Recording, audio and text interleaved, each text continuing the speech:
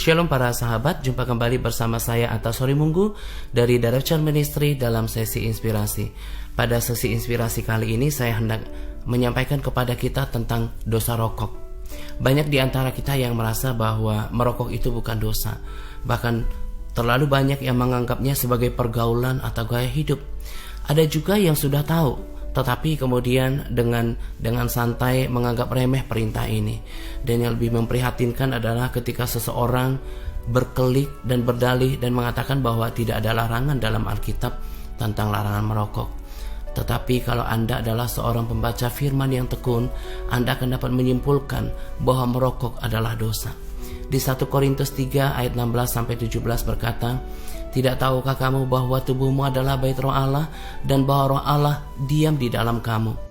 Jika ada orang yang membinasakan bait Allah, maka Allah akan membinasakan dia, sebab bait Allah itu ialah kudus dan bait Allah itu ialah kamu."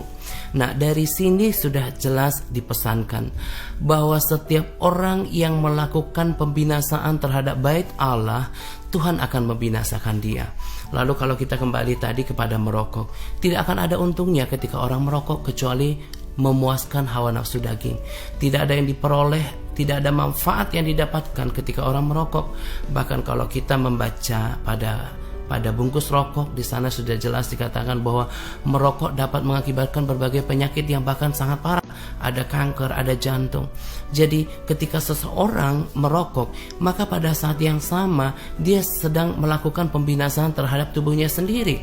Di 1 Korintus 6 ayat 19-20 dikatakan bahwa tidak tahukah kamu bahwa tubuhmu adalah bait Roh Kudus dan Roh Kudus tinggal di dalam kamu.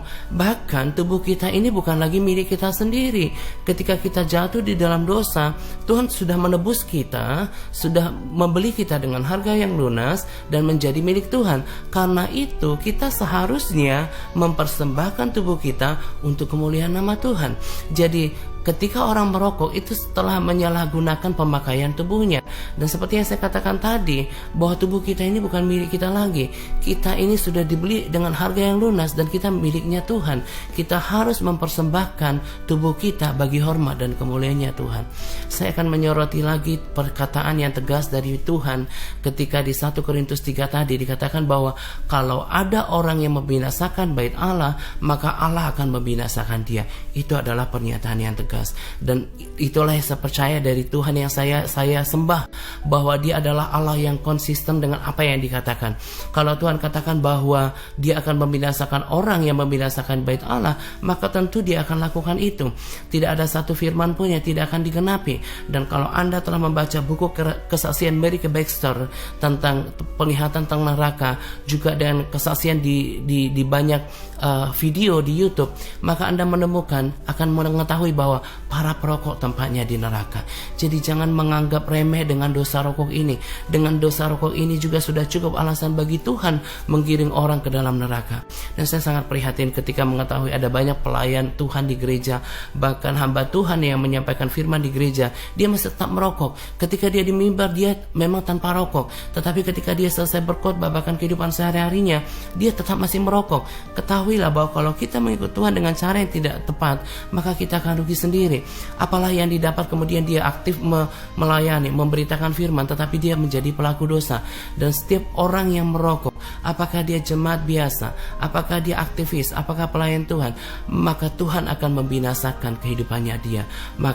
Karena itu jangan anggap enteng dengan dosa merokok. Kiranya sesi inspirasi kali ini dapat menginspirasi kita sekalian bahwa dosa merokok itu adalah dosa yang serius. Para sahabat, nantikan saya kembali pada sesi inspirasi selanjutnya. Tuhan Yesus memberkati kita sekalian. Salam Direction.